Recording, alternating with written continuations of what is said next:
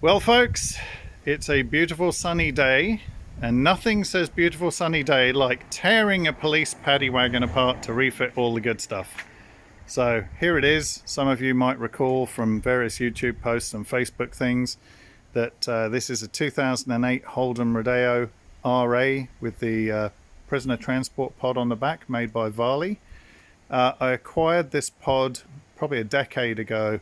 It's an ex-Queensland police unit that came off of this make and model, and then I spent about 8 years finding the vehicle that was actually a genuine New South Wales Police prisoner transport.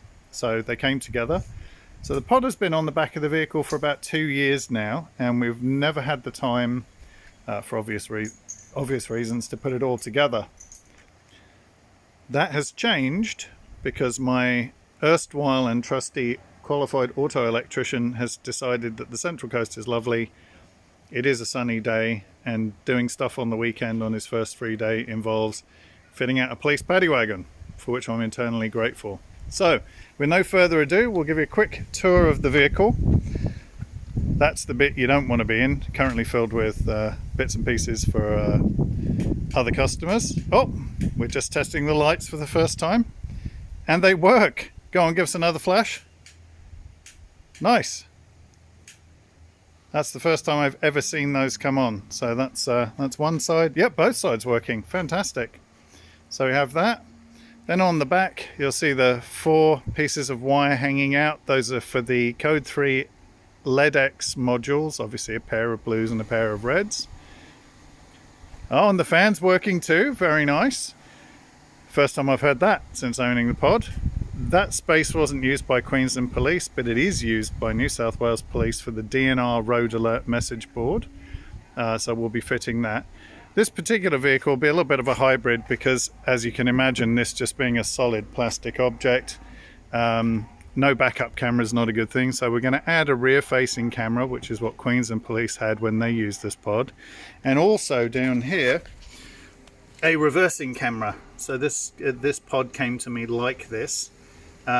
You'll also see spaces for the backup sensors, so that's a good thing. This particular model was fitted with 2 for Queensland.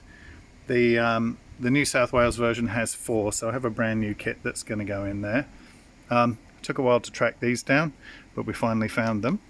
And they had a reversing light, so sort of a big backup light type thing on the back. We're going to fill this because it's not used by New South Wales. If I come slightly further around this side, you can see on this side what's missing is the New South Wales Police spec slam lock. The inside panel has to be removed in order to get access to these mounting bolts, so we will do that, but not today.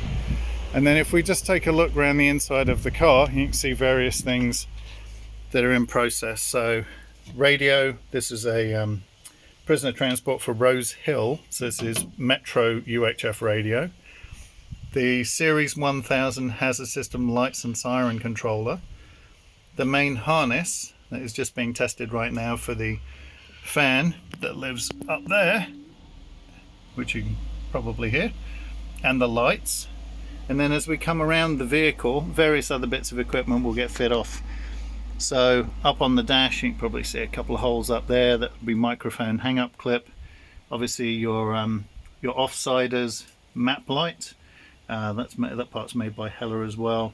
And then of course we've got the siren controls and message board controls that live up there. We're making a racket for that from the original design and photos.